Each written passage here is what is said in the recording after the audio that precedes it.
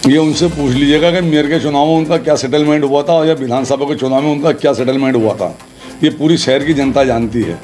जो आदमी रात दिन मेहनत करके और जो जीतता हुआ कोई ऐसा दुनिया के अंदर ऐसा कोई इंसान है कि जीतने के बाद और पैसे ले कोई अपने सेटलमेंट करके अपने हार जाएगा? ऐसे कोई दुनिया की मिसाल है? तो उनके आरोपों का क्या आप खंडन कर रहे हैं? मैं तो उनकी समझदारी का अफसोस जाहिर कर रहा हूँ कि वो कितने समझदार हैं इस बात को कहकर।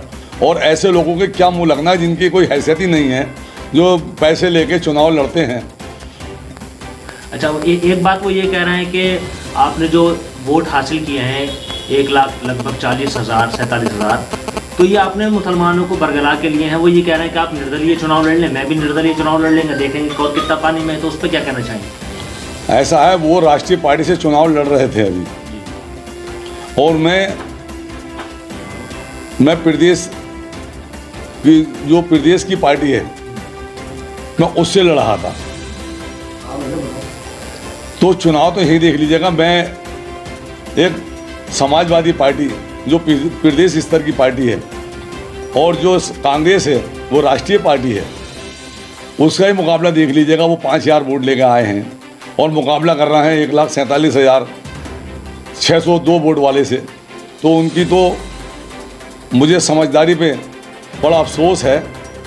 वो उनकी दुकान बंद हो चुकी है, वो इस चीज़ का ढंढोरा पीट रहे हैं कि आने वाले वक्त में ना उन्हें कोई बीजेपी वाला पूछेगा ना कोई और पूछेगा। तो इसलिए वो खिस्साए हुए हैं और वो अफसोस जाहिर कर रहे हैं कि अब हमारी दुकान तो बंद हो चुकी है, अब ये दुकान का शटर कैसे खुले। तो ये आरोप भी तो लगाना उन्हीं का काम है। तो आरोप तो कोई भी लगा सकता है, लेकिन आरोप सिद्ध करना चाहिए। मैं तो चैलेंज के साथ कहता हूँ, कोई भी बंदा आए एक आरोप सिद्ध कर दीजिएगा, मैं उसकी ज़िंदगी भर जूती सीधी करता रहूँगा। सर, एक आरोप और है कि उन्होंने अपने मुकदमे से बचने के लिए सेटलमेंट किया है। क्या आप पे कोई मुकदमे हैं? ये एक ऐसे जहालत का सवाल है कि अगर कोई प्रत्याशी अगर चुनाव लड़ा हो और वो ये सवाल करे तो उसकी जहालत तो सीधी उजागर हो जाती है कि क्योंकि बयान हल्फी एक जमा होता है निर्वाचन आयोग में, और वो ऑनलाइन नाइट साइट पे निर्वाचन आयोग की हर चीज़ पड़ी होती है। हो सकता है उन्होंने भी अपना पूरा ब्यौरा दिया होगा और मैंने भी अपना दिया है, और मुरादाबाद की एक व्यक्ति उस साइट से निकाल के देख ले किस पे कितने मुकदमे हैं। मेरे ऊपर कोई भी एक मुकदमा ना तो मुरादाबाद में है, ना प्रदेश में है, ना पूरे हिंदुस्तान में किसी कोने पे मेरे ऊपर कोई मुकदमा ही नहीं है। काउंटिंग रूम में भी एक काउंटिंग हुई थी, वहाँ भी एक रूम का हवाला दिया गया है जहाँ पर सेटिंग का भी बताया जा रहा है। हाँ, किस रूम की बात हो रही है? तो ये रूम तो वही बताएंगे कि वहाँ पे काउंटिंग रूम में उन्होंने रूम कौन सा बनवाया है, एयर कंडीशन बनवाया है या कोई गर्म रूम बनवाया कि हीटर लगवाए हैं उसमें। उसको रूम तो वहाँ पे जितने भी पोलिंग काउंटिंग एजेंट वहाँ मौजूद थे और जितने अधिकारी मतगणना कराने वाले लोग थे, जितने अधिकारी वहाँ मौजूद थे, ज़रा उनसे एक डीएम साहब से बाइट ले लीजिएगा कि साहब वहाँ पे एक रूम कौन से कोने में बनाया था जो वहाँ पे कोई किसी से अलग में बात हो जाए। ये डीएम साहब से भी बाइट ली जाए और एडीएम सिटी से, वो कप्तान से भी ली जाए, और मैं मानता हूँ कि सिटी मजिस्ट्रेट से भी लेनी चाहिए और आपको निर्वाचन आयोग जो है उससे भी लेनी चाहिए कि साहब कंट्रोल रूम में आपने कितने रूम बनाए थे। सर, एक सवाल ये है, वो कांग्रेस के प्रत्याशी आप सपा के और आपका मुकाबला बीजेपी से हुआ, तो उनको किस बात का एतराज़ है कि आप कोर्ट में जाएंगे या नहीं जाएंगे? भाई, मैं तो कोर्ट में जा रहा हूँ, बीजेपी के खिलाफ जा रहा हूँ, और निर्वाचन आयोग के जो मेरे साथ अगर मैंने अपने जो पेपरों का अध्ययन कर रहा हूँ उसमें कुछ कमी पाई गई है और आगे मुझे ऐसे बिंदु है मैं निकल रहा हूँ, मैं बना रहा हूँ कि मेरे निर्वाचन आयोग कोर्ट में जाने का मजबूती के साथ अपना पक्ष रखूँ और उन कोर्ट की निगरानी में दोबारा काउंटिंग कराऊँ। तो उन्हें क्या तकलीफ है कांग्रेस के प्रत्याशी को? तो मैं तो सीधा मेरा जो मुकाबला वो बीजेपी के एक प्रत्याशी से है, हार जीत मेरी बीजेपी के प्रत्याशी से हुई है।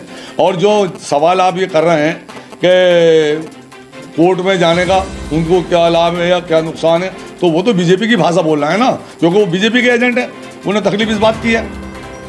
15 से 20 मिनट की बातचीत का हवाला वो दे रहे हैं, क्या माना जाए कि नाम में क्या आपकी मुलाकात हुई है?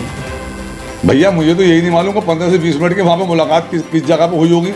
मुझे तो वहाँ पे ये बता दें कि कौन सी जगह वहाँ बना दी जो 15 से 20 मिनट की कोई बात हो सकती है। भाई, डीएम वहाँ पर मौजूद है, एडीएम सिटी है, निर्वाचन आयोग है, पूरी पार्टियों के जितने पार्टी के काउंटिंग एजेंट हैं वो वहाँ सारे मौजूद हैं। काउंटिंग कराने वाले जितने भी लोग हैं, सरकारी कर्मचारी हैं, प्राइवेट लोग हैं, सारे वहाँ मौजूद हैं। हो सकता है कि इन्होंने कोई सपने में देख लिया हो, तो मेरे सपनों में तो मैं जाकर कुछ चीज़ देख नहीं सकता। हो सकता है कि इस बयान देने के लिए भी उन्होंने बीजेपी के लोगों से कुछ सौदा कर लिया हो कि भाई मैं उनकी छवि खराब करने का और मुरादाबाद की जनता के आवाम का जो उन्होंने भरपूर तरीके से मुझे सपोर्ट करा है उसको मैं अपमानित करूं, उनको मैं जलील ख्वार करूं, जिन्होंने 1,48,000 हाजी यूसुफ साहब को वोट दिए हैं तकरीबन, तो उनके लिए भी हो सकता है कि बीजेपी से दोबारा साठगांठ कर ली उन्होंने। मुरादाबाद के अंदर तो प्रत्याशी काफ़ी लड़ रहे थे और अपने अपनी साख पे लड़ रहे थे, अपनी पार्टी को लड़ रहे थे, तो आखिर क्या वजह है जो वो सिर्फ आप ही के ऊपर निशाना साध रहे हैं? अरे भाई वो मेरे ऊपर ये तो वो सही माने में तो वही कह सकते हैं। मैं तो आपसे सिर्फ इतनी बात कह सकता हूँ कि चोर को चोर दिखाई देता है, हरे को हरा दिखाई देता है, और कोई काम करने से पहले किसी के ऊपर कोई भी आरोप लगाए तो उसके ऊपर सबूत होना ज़रूरी है। मैं आपके माध्यम से कह रहा हूँ, अगर इन्होंने ऐसी कोई बात करी है और मेरे पास लिखत में कोई चीज़ ऐसी अगर आती है तो मैं इसके खिलाफ भी उनके ऊपर मुकदमा दायर करूंगा, मानहानि का दावा करूंगा और उनसे सबूत मांगूंगा कि जो जो तुमने मेरे ऊपर आरोप लगाए हैं उसे साबित करें, उसका मुझे ब्यौरा दें। सर वो उनको इस बात का भी एक गुरूर था, उनके 77,000 वोट वो मेयर में आपसे ऊपर निकले थे। क्या मानना है, क्या इसी बात को लेकर वो अपना गुस्सा जाहिर कर रहा है या जनता को बरकरार रहे हैं? देखो, शहर की जनता है, बार बार धोखा नहीं खाया करती है।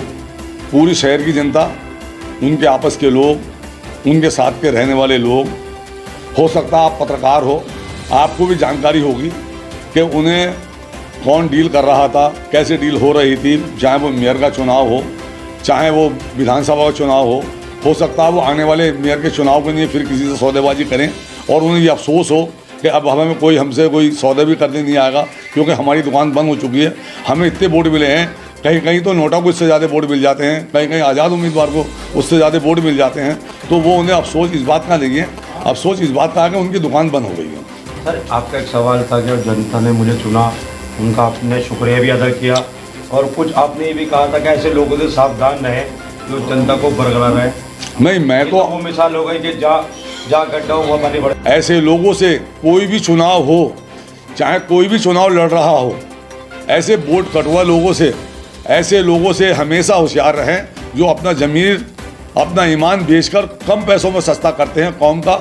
ऐसे लोगों से हमेशा होशियार रहें। मैं आज फिर कह रहा हूँ, और जहाँ तो किसी ने ऐसा करा है तो हो सकता है कि जहाँ गड्ढा हुआ पानी मेरे, वो पुरानी मिसाल हो चुकी है। मैंने कोई किसी का नाम तो लिया नहीं है, इसमें 10 प्रत्याशी है, 10 का नाम आज शामिल होते हैं। तो अगर कोई भी काम अगर ऐसा कोई करता हो जिससे पूरी शहर की जनता उनके बहकावे में आकर, उनके बरगलाए में आने के बाद 5 साल तक हमें परेशानी और दुख तकलीफ का सामना करना पड़े, तो ऐसे लोगों से हमेशा होशियार रहना चाहिए। चाहे वो मेयर का चुनाव हो, चाहे लोकसभा का चुनाव हो, चाहे विधानसभा का चुनाव हो। मैं हर चुनाव के लिए ये बात कहना चाह रहा हूँ, कोई एक चुनाव के लिए नहीं कह रहा। जैसा कि ये लोग आ जाते हैं, एजेंट बन जाते हैं, और ये जो एजेंट है भाई, बीजेपी के पास बेशुमार दौलत है, हिंदुस्तान की नहीं दुनिया की सबसे बड़ी पार्टी है। वो हर एक का काम अपने अपने एजेंट छोड़ के, उनका काम सिर्फ और सिर्फ ये है कि उन्हें चुनाव लड़ना है। दंड बेट हर चीज़ तरीके से उन्हें चुनाव लड़ना होता है। कैसे दूसरों के वोट बांटे जाएँ वो अच्छे से जानते हैं। तो मैं आज भी ये कहता हूँ, मैं किसी के ऊपर आरोप नहीं लगा रहा, मैं हाथ जोड़ के पूरी शहर की जनता से मैं अपील करता हूँ कि आप लोग ऐसे लोगों से हमेशा होशियार रहें जो आपके बीच वोट काटने की नीयत से आते हों और आपका नुकसान पहुँचाते हों। मैं किसी के साथ किसी का नाम नहीं ले रहा, मैं जनरल बात कह रहा हूँ। कोई भी आदमी ये ना सोचे कि ये मुझे कह रहा है या उसे कह रहा है। मैं मुरादाबाद के लिए नहीं कह रहा, मैं पूरे उत्तर प्रदेश के लिए कह रहा हूँ, पूरे हिंदुस्तान के लिए कह रहा हूँ कि कहीं भी ऐसा हो तो अपना वोट नहीं बढ़ने दें, एक तरफा वोट दें, ताकि आपको कामयाबी मिले, आपका मुस्तकबिल अच्छा हो, आपकी सरकार बने। खुदा हाफिज़, धन्यवाद, सलाम अलैकुम।